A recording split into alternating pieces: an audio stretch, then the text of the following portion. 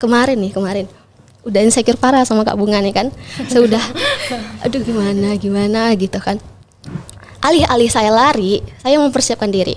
Betul yang kata Velen tadi, kita harus mengerti dan juga mempelajari tentang self-awareness.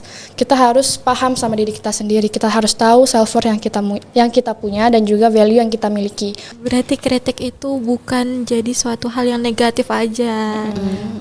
Mungkin sejak jadi mahasiswa berprestasi. Berarti kita nggak boleh fokus ke insecure-nya aja nih ya Kak. Jadi kita sebenarnya Kak Via tadi sama Kak Bunga merasa insecure antara kakak berdua nih. Padahal sebenarnya kami yang ngelihat si Via berdua tuh.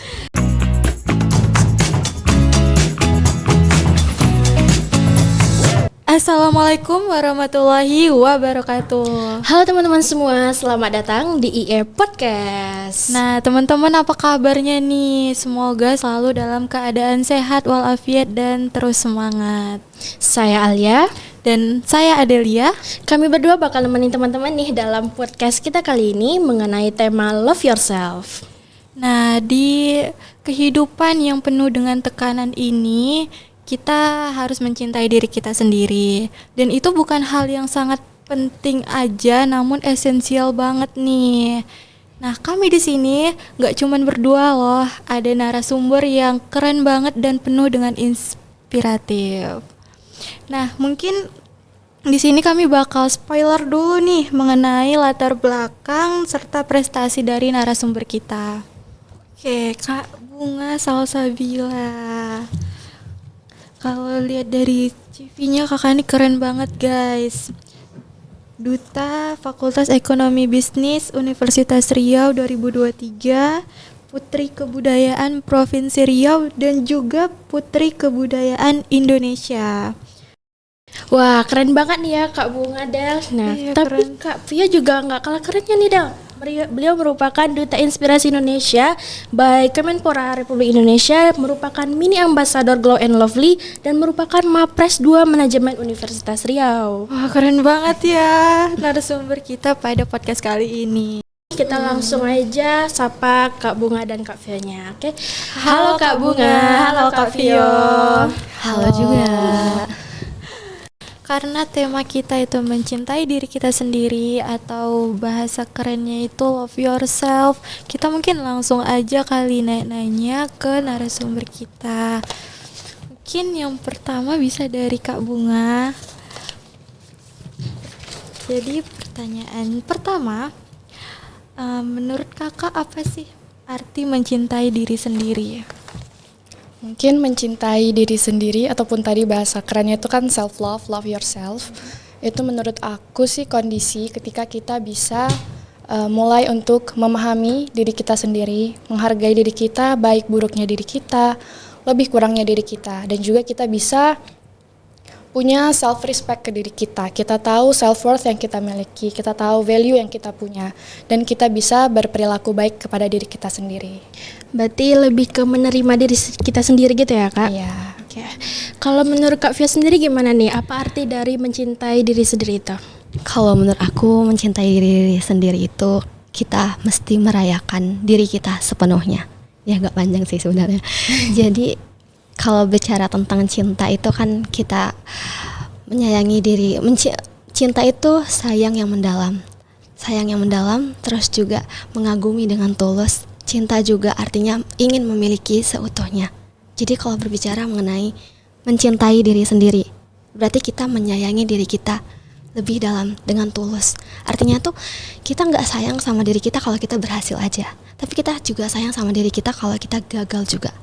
Ketika kita buat kesalahan, maupun itu kesalahan besar misalnya, kita nggak serta-merta membenci diri kita sendiri. Kita nggak serta-merta menjudge diri kita bahwa kita adalah orang paling buruk di dunia. Tapi kita mau memeluk diri kita dan mengatakan bahwa nggak apa-apa salah itu adalah bagian dari perjalanan hidup. Yang penting kan kita mau bertumbuh dan berkembang. Lalu mencintai diri sendiri juga mengagumi perjalanan hidup kita. Hidup itu kan ada suka, ada dukanya, bahkan ada trauma. Aku mengatakan bahwa mencintai diri sendiri itu artinya kita itu menghormati trauma kita, bekas luka kita itu. Bekas luka berarti trauma yang udah ada itu harus kita selesaikan. Jangan sampai itu menjadi penghalang kita untuk tumbuh. Nah, ketika kita udah menerima diri kita sepenuhnya, berarti kita udah tidak menggantungkan harga diri kita terhadap validasi orang lain. Dan kita juga tidak menginginkan validasi orang lain untuk menentukan seberapa berharga sih diri kita itu kan. Nah, Oke, berarti yang menilai diri kita sendiri itu adalah diri kita sendiri ya. benar kan? sekali. Jadi kalau Kak Vio dengan Kak Bunga ini pernah nggak sih ngerasa insecure setiap harinya? Terus gimana sih cara mengatasi hal tersebut gitu? Mungkin bisa dari Kak Vio dulu deh, tadi udah dari Kak Bunga. Oke. Kalau insecure pernah, sering, malah sampai sekarang saat ini juga insecure parah banget. Waktu tahu bahwa aku disandingkan sama Kak Bunga, aku tuh merasa kayak aku merasa kayak aduh gak pantas, prestasiku gak seberapa dibanding Kak Bunga. Iya. Waktu nggak itu doang, bahkan kayak aku kan sering dapat job MC moderator gitu kan, udah sering, tapi aku selalu meragukan diri aku kayak suara aku cempreng banget ini, nggak bisa jadi MC, kenapa nggak orang lain aja gitu, kenapa harus aku. Tapi dari situ aku belajar bahwa semakin aku merasa insecure, semakin aku merasa rendah diri, merasa diri ini nggak layak gitu. Jadi sebetulnya insecure itu gak apa-apa, gak usah ditolak, gak apa-apa insecure, tapi jangan lama-lama. Bayangkan kalau misalnya kita gak insecure, kita tuh jadi orang paling sempurna kan. Kita merasa gak ada salahnya di diri kita. Kita merasa udahlah, cukuplah kita jadi diri kita sekarang, gak bisa berkembang lagi karena kita udah merasa sempurna. Jadi kan insecure itu sebagai alarm, sebagai signal untuk kita bertumbuh. Kenapa? Karena insecure kan mengingatkan kita bahwa kita punya kekurangan A, B, C, D, E. Misalnya kita punya kekurangan tuh, kita harus refleksi lagi, apakah kekurangan ini penting untuk diatasi? Apakah kekurangan ini bisa berdampak buruk ke depannya? Terus kalau misalnya diatasi, bisa nggak kita mengatasinya? Terus gimana sih cara mengatasinya? Kayak gitu teman-teman. Terus juga kalau pengalaman pribadi ya, kemarin udah insecure parah sama Kak Bunga nih kan. Sudah aduh gimana gitu kan. Alih-alih saya lari, saya mempersiapkan diri. Saya lihat podcast orang gitu. Terus juga saya mencatat poin-poin penting yang mau saya sampaikan. Dan saya berlatih, terus berlatih. Terus refleksi diri, apa sih pengalaman aku yang bisa aku bagikan ke kalian dan berguna di kehidupan kalian, sehingga hidup aku tuh bisa berdampak untuk kalian dan menciptakan perubahan untuk kalian. Nah, bayangkan kalau misalnya kemarin itu aku nggak latihan, aku pasti sekarang udah grogi parah, aku udah bingung nih, apa yang mau aku bilangnya, anyanya gitu kan. Nah, itu tuh yang buat aku ngerasa, oh bagus deh aku insecure, jadi lebih prepare. Dan kalau aku nggak insecure, kalau misalnya aku terdiam aja dalam insecure itu, mungkin aku sekarang udah nggak di sini, entah di mana aku sekarang itu. Itu sih insecure menurut aku. Oke, boleh dari Kak Bunga? Mungkin kalau aku hampir sama kayak Violin, aku sering ngerasa rendah diri ataupun sering membandingkan diri aku sama orang lain. Bahkan kesini pun aku juga insecure sama Violin. Jadi sama-sama insecure gitu. Jadi dulu tuh aku sering banget membandingkan diri aku dengan orang lain. Aku sering ngelihat bahwa orang-orang di seusiaku mungkin udah ada yang punya penghasilan sendiri, atau orang-orang di seusiaku udah ada yang bisa dapetin beasiswa ke luar negeri, ataupun bisa punya kemampuan public speaking yang bagus banget gitu.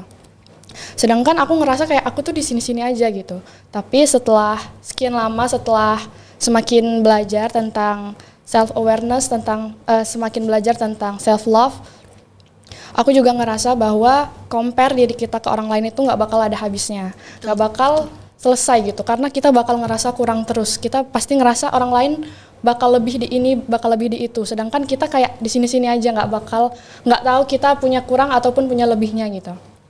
Jadi menurut aku compare diri kita dengan orang lain itu nggak menentukan apa-apa, dan mungkin setiap orang punya garis start yang berbeda-beda, punya privilege yang berbeda-beda dalam memulai sesuatu. Jadi semuanya itu punya jalannya masing-masing. Jadi mungkin kita cukup fokus ke diri kita benahi kesalahan-kesalahan kita, kekurangan yang kita punya, dan juga fokuskan kepada opportunity yang mungkin akan muncul dari kelebihan-kelebihan kita, dan juga kesempatan-kesempatan atau possibility yang akan datang ke kita. Baik. Berarti kita nggak boleh fokus ke insecure-nya aja nih ya Kak. Jadi kita sebenarnya Kak Vio tadi sama Kak Bunga merasa insecure antara kakak berdua nih. Padahal sebenarnya kami yang ngelihat si Vio berdua tuh malah kami yang malah insecure sama Kak Vio sama Kak Bunga. Kadang kita harus mikir nggak sih kayak banyak orang yang malah insecure sama kitanya gitu loh. Jadi kita tuh jangan merasa insecure gitu. Ya benar banget. Kalau dari Kak Bunga sama Kak Violin, ada nggak sih langkah awal untuk mencintai diri kita sendiri? Mungkin boleh dari Kak Bunga. Mungkin dari aku untuk mulai mencintai diri sendiri dari langkah-langkah kecil itu bisa dengan meromantisasi kehidupan kita gitu. Bisa dengan make a relationship with yourself. Kita bisa melihat kebahagiaan dari hal-hal kecil yang sering kita lakukan dalam kehidupan sehari-hari. Mungkin kita bisa melihat rasa cinta dalam diri kita itu ketika kita melakukan hal-hal yang kita senangi. Bisa dengan menonton serial yang paling kita tunggu-tunggu, bisa dari memasak atau mencoba hobi-hobi baru. Kita bisa merasa cinta dengan diri kita sendiri saat kita me time mungkin atau hal lain yang membuat kita bahagia. Dan juga jangan biarin dunia ini mempengaruhi pandangan kita terhadap kebahagiaan yang bisa kita lakukan. Biarlah diri kita itu mencoba untuk membahagiakan diri sendiri. Karena banyak dari kita yang sering pengen membahagiakan orang lain tapi belum bisa membahagiakan diri sendiri. Dan hal itu tuh gak bakal bisa tercapai kalau kita belum bisa membahagiakan diri sendiri. Jadi cobalah untuk membahagiakan diri kalian dan juga meromantisasi hal-hal kecil di kehidupan kalian dan melihat kebahagiaan dari hal-hal kecil tersebut. Oh, Kak Bunga suka nonton berarti ya? Suka banget malah. Biasanya Kakak nonton apa tuh? Kalau aku sih lebih sering nonton Netflix tuh kayak film dokumenter atau yang misteri thriller gitu-gitu. Kalau dari Kak Violinnya? Aku setuju banget sama yang dibilang Kak Bunga. Udah lengkap banget ya teman-teman ya. Cuman dari aku punya kepribadian yang agak aneh dikit. Aku tuh menuntut diri untuk sempurna banget gitu. Jadi Perfeksionis ya. Iya benar. Jadi kayak memaksakan diri untuk bisa segalanya. Nah, jadi menurut aku self love itu artinya kita tidak boleh loh terlalu menuntut diri kita. Gak apa-apa kalau misalnya ada kurangnya. Namanya juga manusia kan. Nah, di balik itu semua, kan aku sering journaling juga. Dari situ aku terapkan tips 3-2-1-H. Apa sih 3-2-1-H itu? Nah, jadi 3 hal yang aku lakukan hari ini yang membuat aku merasa berharga atas apa yang aku lakukan, yang membuat aku layak dan aku bertumbuh dari hal ini. Contohnya, aku bangun pagi hari, terus aku datang ke sini tepat waktu, dan aku bisa jadi narasumber di sini. Itu kan adalah 3 hal yang berbeda setiap hari. Terus dua hal apa yang aku pelajari dari hari ini. Misalnya, hari ini tuh aku naik Gojek. Ternyata kalau misalnya kita bawa uang besar, susah loh untuk kembaliannya, gak efisien jadinya. Jadi kita mesti bawa uang pas atau uang lebih kecil gitu. Jadi lebih cepat prosesnya. Satu hal lagi, aku gak boleh terlalu khawatir apa sih yang terjadi hari ini, gimana ya endingnya. Enggak, karena semua yang kita khawatirkan itu belum tentu terjadi. Even though dia terjadi, kita menderita 2 kali. 1 kali dalam pikiran kita, 1 kali lagi ketika hal itu terjadi. Jadi kan kasihan diri kita ya. Jadi lebih baik kita tetap fokus sama apa yang bisa kita kendalikan. Terus satu hal yang aku sadari sekarang yang buat aku happy, kayak itu tuh anugerah Tuhan gitu loh, yang aku sadari. Misalnya nih, hari ini aku ketemu Kak Bunga, ternyata Kak Bunga semanis itu loh, sehumble itu gitu. Atau aku di sini diundang di IE Podcast. Oh ternyata HMJIE itu mempersiapkan prokernya dengan baik loh. Masa aku sebagai narasumber itu dikasih tour, dikasih rundown, dikasih briefing lengkap. Bahkan ketika ada sesuatu hal yang tidak sesuai rundown itu dikasih tahu cepat-cepat gitu. Jadi kita komunikasinya jalan gitu loh. Jadi aku senang banget sih dapat pengalaman ini. Nah itu dipilih salah satu. Itu aku selalu tulis setiap hari di jurnal aku. Itu yang buat aku merasa, oh ternyata hidup aku berharga gitu. Berarti itu sejak kapan kakak terapkan itu di kehidupan kakak? Aku terapin itu sejak mungkin sejak jadi mahasiswa berprestasi, karena di situ aku merasa gak layak. Jadi di situ Bebannya berat ya mungkin. Iya benar. Ini Kak, ada juga sering insecure nih kalau malam-malam gitu kan Kak, udah siap aktivitas, itu tuh kayak tidur cepat deh daripada insecure gitu. Kalau Kak Bunga sama Kak Violin tidurnya jam berapa? Mungkin aku sama juga kayak orang-orang pada umumnya gitu ya. Mungkin sering begadang atau kadang-kadang ngerasa kayak lebih produktif itu waktu malam gitu. Jadi mungkin kayaknya nggak ada salahnya asal nggak keterusan, nggak keseringan, karena begadang yang baik juga kan mempengaruhi hidup kita, mempengaruhi kesehatan kita. Jadi mungkin di saat-saat tertentu, mungkin waktu kita lagi butuh hiburan di malam, misalnya kita mau nonton, mau maraton film, atau mungkin kita bisa mengerjakan tugasnya di malam hari, ya menurut aku sih itu nggak apa-apa. Kalau aku sama banget sama Kak Bunga, naik obel banget. Bisa-bisanya nih ya, aku ngerjain tugas jam 4 pagi sampai jam 6 subuh, terus jam 7-nya aku kuliah. Jadi kayak Jadi itu tidur dulu atau emang mau jam 4-nya itu, Kak? emang saya nunggu sampai bener-bener otak nih jalan baru siap nih. Iya bener. Kadang emang mau deadline itu otaknya langsung bisa mikir. bukan nunggu mood, tapi emang waktu dikerjain itu kok nggak ada otaknya, kayak mana inspirasinya nih. Oh, dekat-dekat pagi hari barulah dia muncul gitu.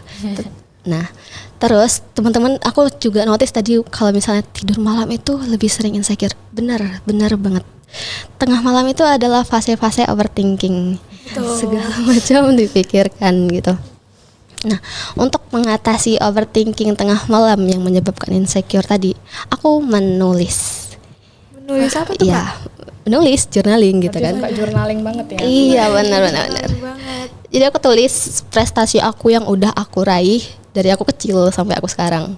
Nah, atau pengalaman-pengalaman aku, terus juga hal-hal kecil yang aku lakuin hari ini. Semisal aku ngerjain tugas aku dan belajar bahasa baru dan lain sebagainya gitu.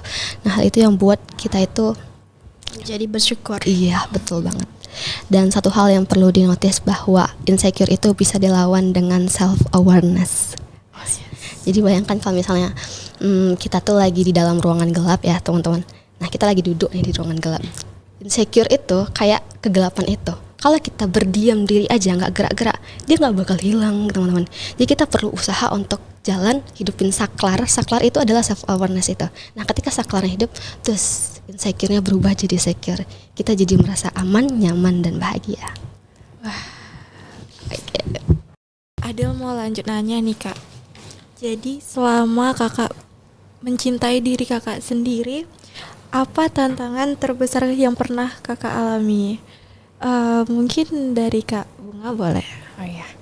Mungkin kalau selama perjalanan mencintai diri sendiri itu kan perjalanan yang berat ya. Tantangan terbesar aku itu malah melawan perasaan aku sendiri.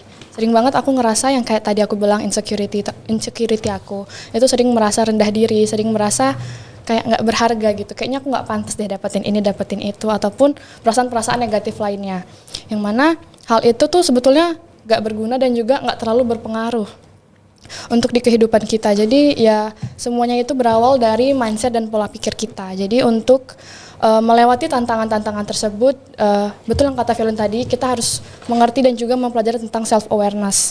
Kita harus paham sama diri kita sendiri. Kita harus tahu self worth yang kita punya dan juga value yang kita miliki.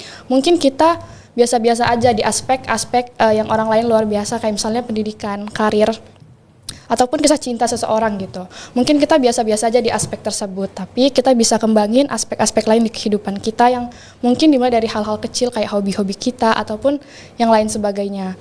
Jadi kehidupan itu tuh jauh lebih kompleks daripada aspek-aspek yang sekedar percintaan, karir ataupun pendidikan gitu. Kita bisa bahagia dari diri kita sendiri dan gak harus sama kayak orang lain.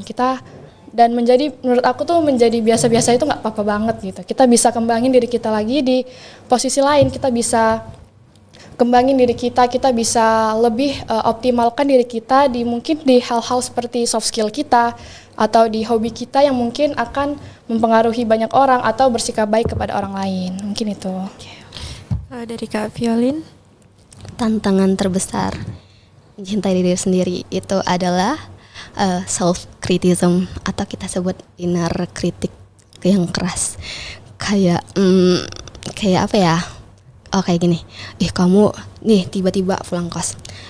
Kamu ya Vio gak pernah bersih, berantakan terus, bersih pun gak pernah rapi gitu. Tulisan juga kemana-mana gitu. gak pernah rapi lah pokoknya. Atau ketika aku mulai mau taking video, ih kamu tuh jelek tahu, nggak usah lah sok-sok pede jadi influencer dan lain sebagainya, kamu tuh nggak bisa kayak gitu. Nah terus cara ngatasnya kayak gimana sih? Kan mengkritik diri sendiri itu adalah bentuk penyerangan gitu kan, penyerangan terhadap diri sendiri. Jadi aku compare dulu, sebenarnya ini tuh sebenarnya fakta atau opini doang. Sebenarnya aku benar-benar berantakan atau ini cuman opini aku doang yang berantakan gitu. Terus udah aku compare, semisalnya itu adalah fakta, aku bakal cari tahu sebenarnya seberapa jauh sih fakta ini menjatuhkan aku. Apakah perlu aku memperbaikinya? Nah itu udah ya, aku perbaiki dia pelan-pelan. Nah misalnya nanti aku mau kritik-kritik dari aku ingatkan kembali, boleh nggak kritik diri kamu sendiri itu pelan-pelan aja, lembut-lembut dong, ini aku loh gitu loh, janganlah keras-keras, karena aku yang hidup untuk diriku. Jadi kalau misalnya aku terlalu keras, kalau aku takut gimana kayak gitu. Jadi aku kayak lebih sering self-talk gitu loh, berbicara dengan diri. Nah, ngomongin kritik nih Kak, jadi kita tuh sebagai manusia pasti ada yang suka, ada yang nggak suka. Pernah nggak sih kakak dikritik mungkin sama orang yang buat kakak sampai kayak, oh iya ya, kok aku kayak gitu ya tadi, kok aku kayak gini ya, pernah nggak? Terus cara ngadepinnya tuh gimana gitu? Violin dulu boleh. Kritik dari orang lain itu ya tadi itu dulu dicari tahu sebenarnya itu opini atau fakta gitu. Kalau fakta kan bisa jadi pembelajaran, kalau opini ya udah memang penting banget opini kamu gitu. Kita harus belajar untuk hidup stoik. Artinya tuh gak semua hal bisa kita kendalikan. Ada hal-hal yang emang itu kendali orang lain, ya keputusan mereka menghina kan itu juga hak mereka, tapi hak kita punya telinga kan, hak kita untuk menutup telinga kita gitu. Jadi pilihan kita apakah kita mau mendengarkannya atau membiarkannya aja. Tapi kita harus gini ya nggak sih Kak, kayak kita evaluasi diri kita gitu nggak sih, masukan yang kita terima, terus kita bakal mikir dulu nih yang seperti Kak Via bilang tadi, ini emang fakta atau opini dulu berarti ya. Betul. Kalau aku juga setuju sama Violin tadi, kita harus tahu kritik yang diberikan itu tuh fakta atau opini. Dan kita mungkin sering ya merasa kritikan itu sebagai personal attack gitu, sebagai personal issue antara orang itu ke kita, kayaknya tuh dia nyerang kita gitu. Padahal kritikan yang diberikan ke orang lain, apalagi orang-orang terdekat kita, mungkin itu sebagai bentuk rasa sayang mereka kepada kita, bentuk kepedulian mereka kepada kita. Jadi kita harus tahu kritikan yang mereka berikan tadi itu apakah opini atau fakta gitu. Kalau memang opini mungkin sama kayak Violin, nggak usah terlalu dipeduliin dan mungkin ya anggap angin lalu aja. Tapi kalau fakta, fakta yang diberikan kepada kita dan mungkin itu tentang buruknya kita, menurut aku sebagai pribadi yang terus ingin berkembang lebih baik menganggap bahwa kritikan itu sebagai motivasi dan sebagai acuan kita untuk terus berkembang lagi ke depannya. Berarti kritik itu bukan jadi suatu hal yang negatif aja. Bisa jadi kayak itu bentuk kepedulian kita ke depannya. Oke, kita langsung masuk ke pertanyaan berikutnya. Kan kita tahu nih di media sosial tuh banyak banget nih orang-orang yang bahkan menjadi apa ya sebutannya, malah menjadikan kita bahan insecure gitu. Nah, kira-kira Kak Bunga dan Kak Via ini pernah nggak ngerasa insecure atau membandingkan diri sampai kayak depresi atau apa gitu sama mungkin teman-teman yang lebih baik di sosmed atau seleb atau pokoknya di media sosial deh gitu. Mungkin dari Kak Bunga. Oke, kalau aku pribadi tadi yang aku bilang, aku tuh dulu sering banget insecure karena membandingkan diri aku sama orang lain.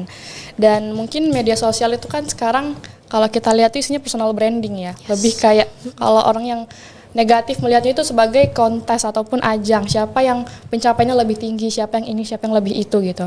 Padahal semuanya itu tergantung pikiran kita, tergantung pola pikir kita melihat pencapaian orang lain itu sebagai motivasi bagi kita atau sebagai tempat untuk membuat kita semakin kecil, semakin rendah gitu. Dan juga media sosial saat ini tuh menurut aku gak ada salahnya orang-orang mengupload pencapaian mereka, mengupload kebahagiaan mereka, karena itu juga termasuk bentuk mereka mencintai diri mereka sendiri. Mereka mengapresiasi apa yang udah mereka lakukan. Mereka mengapresiasi kehidupan mereka dan mengupload dengan penuh rasa bahagia pastinya. Jadi menurut aku kita nggak perlu bandingin diri kita sama orang lain karena nggak bakal ada habisnya. Compare itu tuh nggak bakal selesai gitu. Mau sehebat apapun dia, kalau kita compare terus, mau sekurang apa juga seseorang itu, kalau kita compare terus dengan orang tersebut, pasti kita bakal selalu merasa kurang gitu. Jadi cobalah untuk membuka pikiran kita dan juga coba untuk melihat pencapaian orang itu menjadi sisi lebih positif sebagai motivasi, dan juga coba untuk ikut bahagia atas kebahagiaan orang lain. Mungkin dari Kak Vio gimana? Insecure karena media sosial. Oke. Betul sih apa kata Kak Bunga, jadikan itu sebagai motivasi. Tapi aku tuh kayak apa ya Kak Bunga, kayak udah terbiasa gitu loh membanding-bandingkan diri. Susah kan mau ngubahnya. Ya kan. Nah jadi cara aku tuh kayak gini, aku kalau misalnya insecure itu kan kita merasa paling rendah, compare ke atas berarti kan. Ini kita di tengah, kita compare ke atas. Nah caranya kita harus compare lagi ke bawah. Kita lihat orang-orang di bawah kita, oh ternyata masih banyak loh yang lebih kurang dari aku, mereka gak punya hal yang aku punya gitu. Jadi kita bersyukur kan. Atau kalau misalnya kayak gitu mau compare juga, ini compare ke atas sama ke samping. Apa yang dia punya tapi aku gak punya, buat kita insecure.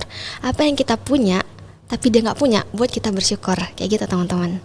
Nah selain itu juga kita bisa loh jadikan apa ya, batasi media sosial kita. Kayak di HP itu kan ada kan batasin screen time gitu. Karena kadang kalau kita mau apa ya menyangkal, media sosial tuh ngabisin energi kita gitu loh. Jadi kalau boleh kalian coba batasin deh, jangan lama-lama di medsos. Boleh jadi motivasi, tapi kan kalau kebanyakan jadi overwhelmed, jadi bingung kan Kak gitu ya. Nah terus juga apalagi ya, ini follow orang-orang yang bisa bikin kita bertumbuh. Kalau misalnya kan terasa ya, apakah itu adalah bentuk self reward dia karena dia pencapaian dia self branding, atau dia cuman flexing doang yang bikin kita selalu merasa rendah gitu. Nah kalau misalnya kita merasa bahwa flexing doang nih, berarti kita harus beranikan diri untuk unfollow dia, jangan lihat-lihat dia lagi, karena itu bisa merusak jiwa kita gitu loh. Nah kalau misalnya dia cuman branding, ya betul kata Kak Bunga tadi, kita harus berani benerin mindset kita bahwa apa sih, masa kita mau insecure gara-gara orang, kehebatan orang, kenapa kita nggak bersyukur aja, maksudnya itu kayak ikut senang atas apa yang mereka capai. Apalagi kalau misalnya orang itu adalah orang terdekat kita, ya kan. Kalau misalnya orang terdekat kita tuh kita cenderung kayak, ih masa dia bisa aku nggak bisa, kayak gitu kan. Nah justru kalau misalnya dia terdekat kita, harusnya kita support dong dia, kita bangga dong sama dia, bukan malah merasa kecil dari dia dan bersaing sama dia. Kayak gitu sih dari aku. Oke, berarti Kak Vio dengan Kak Bunga pernah nggak ngerasa kalau ngeposting sesuatu itu harus yang perfect banget gitu rasanya, sampai-sampai kayak menunda-nunda terus akhirnya nggak terpost gitu apa yang harus dipost gitu, padahal itu merupakan pencapaian yang hebat gitu. Kalau aku sendiri sering banget, karena dulu tuh aku bukan orang yang suka upload apapun di sosial media gitu. Tapi karena banyak ikutin kegiatan, ikutin pageant, apalagi ya kan itu harus aktif sosial media banget.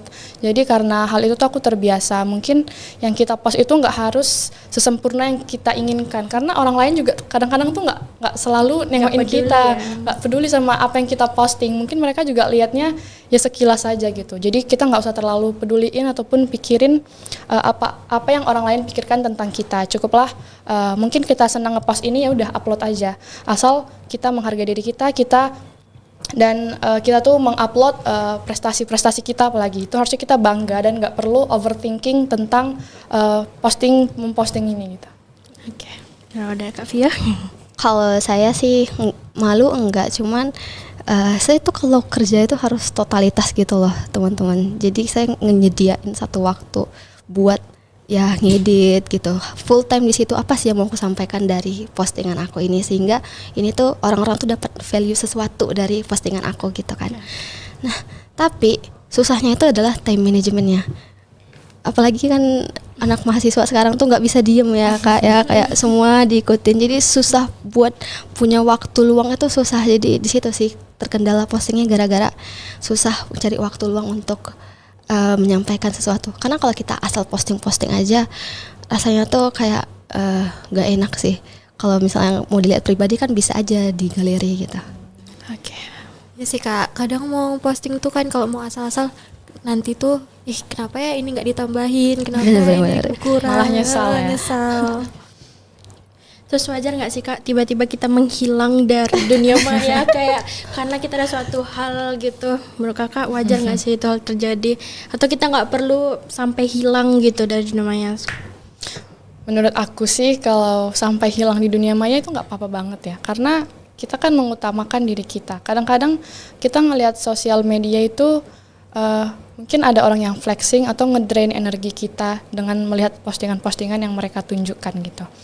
Dan menurut aku meng-cut off orang-orang yang drain energi kita itu nggak apa-apa banget gitu. Mengatakan tidak ke sesuatu itu juga nggak apa-apa banget. Dan juga mungkin untuk hilang dari sosial media itu juga nggak apa-apa banget demi kedamaian kita, kebahagiaan kita. Karena cuman kita yang bisa mengontrol apapun yang bikin kita bahagia dan bikin kita tenang. Jadi nggak ada salahnya sih menurut aku buat off sosial media untuk sementara. Oke. Setuju sih sama Kak Bunga. Karena yang nggak boleh kita tinggalkan itu adalah kehidupan kita sekarang. Kalau kita diam-diam di kamar gak keluar-keluar, nah itu baru aneh ya Kak Dina ya. Nah setuju banget sama Kak Bunga. Oke Kak, jadi setelah ini kita bakal masuk ke Q&A. Tapi sebelum itu nih Kak, ada yang mau nanya, Kakak udah pada makan belum? Kebetulan belum nih. Lapar ya. Itu apa ya? Jadi ada nih Kak mochi untuk penganjal perut. Ini dari Mochiku ID. Mungkin bisa dicoba dulu Kak. Boleh dibuka dulu.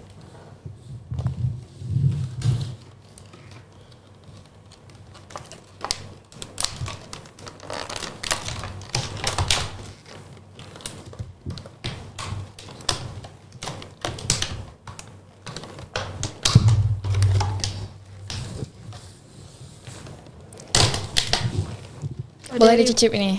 Boleh. Oke, makasih ya. Dari tadi salfok ya. Kalau dibawa pulang boleh nggak? Boleh. Boleh dong Kak. Kalau dari kelihatannya tuh bagus gitu, menarik. Menarik dan menggugah selera. Sama coklat ya. Kalian nggak coba? Udah deh. Makan sama-sama.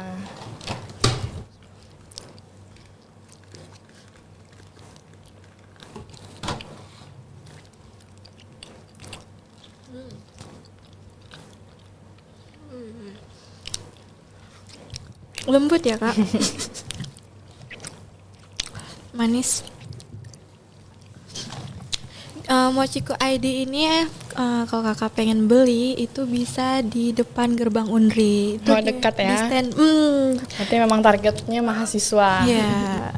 Dekat banget dengan berarti di gerbang ini ya FEB. Bangau. Enggak di Bingkret. depan. Oh, Bingkret. Ya. Enggak juga. Apa tuh depan? Oh, Subrantas. Subrantas. Oh, iya. Enak-enak. Aku salfok sama ininya loh, Strawberry. Iya, penuh banget. Gede ya. Biasa kan orang taruh kalau strawberry itu cuma setengah atau satu ini satu buahnya gitu. Kadang dia cuman upilan gitu loh Kak, sebagai Dibagi ya iya. seperempat. Oke. Ya. Mungkin abis ini kita masuk ke Q&A. Adel mau nanya ke Kak Bunga dulu nih. Jadi ini nih pertanyaan yang kami ambil dari mahasiswa angkatan 23. Jadi ada seorang yang nanya, bagaimana cara menyeimbangkan antara mencintai diri sendiri dan tetap peduli terhadap orang-orang di sekitar kita tanpa merasa terbebani? Mungkin kalau dari aku, biar kita bisa seimbang antara cinta dengan diri sendiri dan orang lain itu ya kita harus penuhi diri kita sendiri dulu. Kita harus misalnya kita merasa kita harus membahagiakan orang lain, berarti kita harus membahagiakan diri kita sendiri dulu. Dan menurut aku orang yang punya rasa cinta terhadap diri mereka sendiri yang tinggi itu bakal lebih empati kepada orang sekitarnya, bakal punya tanggung jawab sosial yang lebih tinggi daripada orang yang nggak punya self love itu sendiri. Mereka bakal tahu kapan memprioritaskan orang lain dan kapan harus memprioritaskan dirinya sendiri. Jadi menurut aku keseimbangan itu tuh bisa muncul kalau kita udah memenuhi kebutuhan diri kita sendiri. Oh, Adel punya nih Kak teman, dia kayak dia nggak peduli sama temannya. Jadi kalau diajak bicara dia cuma diem doang kayak Gak ada. Memang pendiam atau Kayak emang? tapi dia kalau sama teman yang lain ada satu teman dia deket gitu. Tapi dia orangnya pendiam. Kalau sama kami kalau lagi ngumpul kan dia pendiam. Satu circle ya berarti? Enggak juga. Enggak juga. Oh, berarti memang pendiamnya ke kalian aja gitu. Ya mungkin waktu kalian ajak ngomong itu mungkin dia lagi nggak ada energi gitu ya. Kita nggak tahu juga apa yang dia alamin. Tapi kalau setiap saat kayak gitu, Oh ini setiap saat.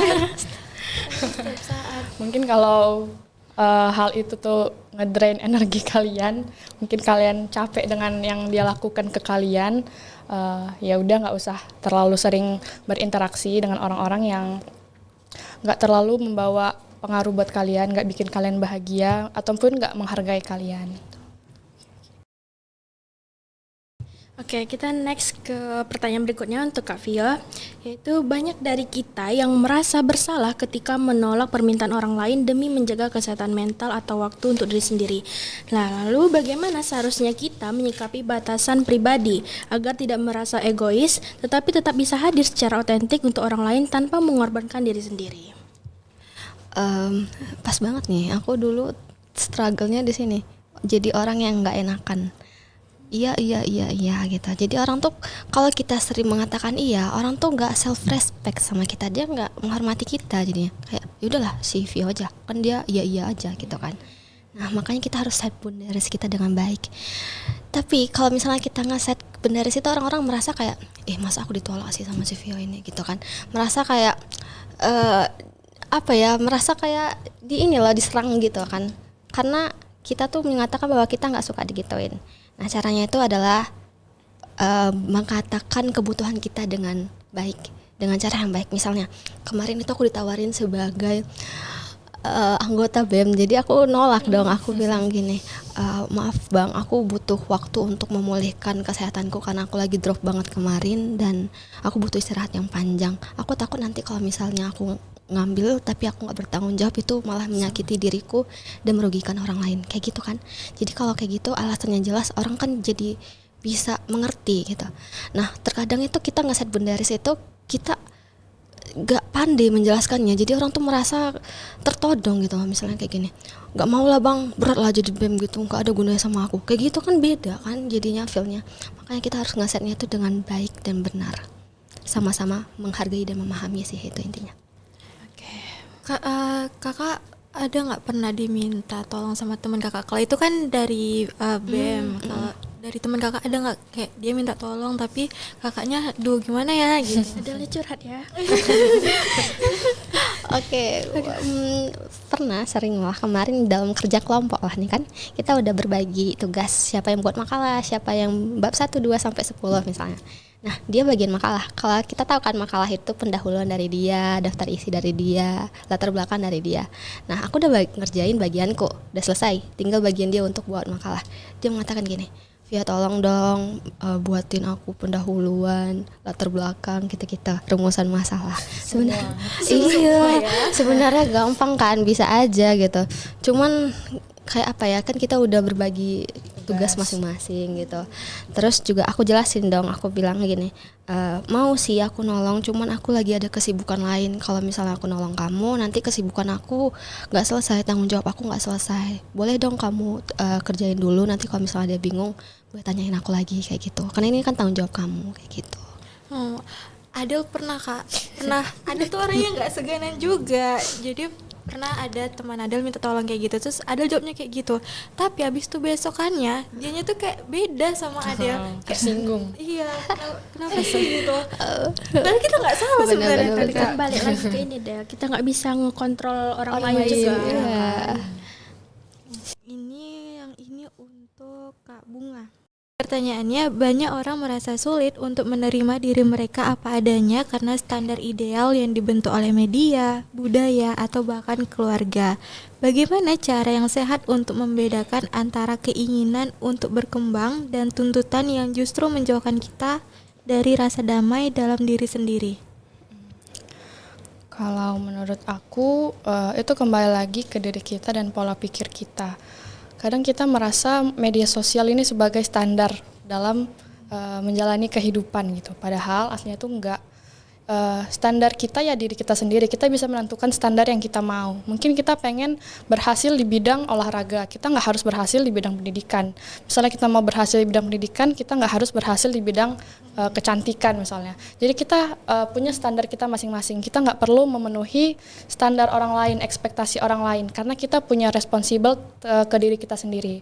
Jadi cobalah untuk menerima, dan juga mungkin ketika kita sudah melewati banyak hal itu nggak usah banyak overthinking atau merasa nyesal udah melewati ini, nyesal nggak milih ini, nyesal nggak milih itu, karena penyesalan itu tuh nggak bakal ngerubah apapun. Yang bisa kita rubah itu adalah tindakan kita di hari ini yang akan menentukan masa depan di kemudian hari. Gitu aja. Adel juga pernah nyesal sih Kak. Nyesal apa? Kan ada duta FEB Unri. Adel tuh nyesal nggak ikut. Serius Adel nyesal. Sama saya juga. Waduh. Vio enggak? Berarti ya? Enggak. Kan masih bisa daftar nggak sih? Enggak sih, Nggak bisa lagi ya? Udah tua. Oh, angkatan 23 ya berarti. Berarti itu ada tempat-tempat lain yang menginginkan kalian. Berarti masih ada pageant-pageant lain di luar sana. Saya kan ikut duta Unri, kayak Vio kan ikut LPI ya? Iya. Ikut LPI, baru ikut duta inspirasi. Jadi masih banyak wadah-wadah lain yang menerima kalian untuk mengembangkan diri. Nggak harus di duta FEB berarti. Betul. Semoga nanti ada lah ya Kak. Ya, amin. Oke, pertanyaan terakhir untuk Kak Vio. Ini ada pertanyaannya, yaitu adakah rasa insecure itu sebagai perempuan tiba-tiba hadir, Kak? Jadi bagaimana cara Kakak untuk membangkitkan rasa percaya diri itu sendiri jika merasa insecure? Ini mungkin terkait standar ideal tadi ya. Kita perempuan dituntut untuk cantik. Cantiknya pun ada idealnya. Harus bulu matanya lentik, hidungnya mancung, bibirnya tipis, putih, bersih gitu kan. Udah lengkap banget dah. Kalau kayak gitu ya insecure teruslah kita. Kita mau coba memutihkan badan kita, hidung kita nggak bisa dimancungkan, kan harus dioperasi gitu kan. Kalau kayak gitu terus kita nggak akan pernah merasa cukup. Jadi yang harus disadari adalah kita semua perempuan itu cantik. Dan kecantikan itu gak melulu ada di paras wajah, tapi dari tutur hati kita, attitude kita, perilaku kita, bahkan mindset kita juga menentukan apakah kita itu sebagai wanita cantik atau enggak. Dan teman-teman perlu tahu bahwa yang dikagumi itu adalah perempuan-perempuan yang punya value, punya nilai-nilai pribadi. Bukan hanya sekedar cantik, tapi susah diajak ngomong, otaknya gimana ya, susah diajak ngomong gitu loh, selalu defensif gitu. Jadi teman-teman perlu sadari bahwa kita alih-alih meningkatkan kecantikan kita ini, boleh merawat diri, skincare gitu kan, tapi jangan menuntut untuk sempurna. Jadi kita bisa alihkan dengan mengasah skill kita gitu kan, belajar, ngasah hobi kita dan lain sebagainya. Oke, kayaknya udah habis deh. Ini deh terakhir pesan dari Kak Bunga dan Kak Vio untuk teman-teman yang sedang menerima dan mencintai dirinya masing-masing. Mungkin boleh dari Kak Bunga deh. Buat teman-teman yang lagi struggle mungkin untuk menerima dan mencintai diri sendiri, saran aku fokus ke diri kalian, investasi ke diri kalian, karena diri kalian adalah investasi yang paling penting dalam kehidupan. Dan juga yang tadi, nggak perlu menyesali apapun yang udah terjadi. Cukuplah fokus ke masa ini, ke masa sekarang yang akan merubah masa depan. Dan cobalah perlahan untuk memaafkan diri kalian sendiri atas kesalahan yang udah kalian lakukan. Dan terus belajar untuk kedepannya. Oke. Kalau dari aku, buat kalian-kalian yang merasa insecure dan lain sebagainya, cintailah dirimu seperti kamu mencintai orang yang paling kamu sayang. Kan kamu rela ya untuk berkorban apapun untuk mereka. Coba perjuangkan dirimu, kasihi dia, kasih dia kesabaran, perhatikan dia, puji dia, apresiasi dia, dan ingatkan bahwa dirimu itu pantas dan layak untuk mendapatkan yang terbaik. Dunia tuh gak butuh kamu untuk jadi sempurna, dunia cuma butuh kamu jadi diri kamu yang sekarang.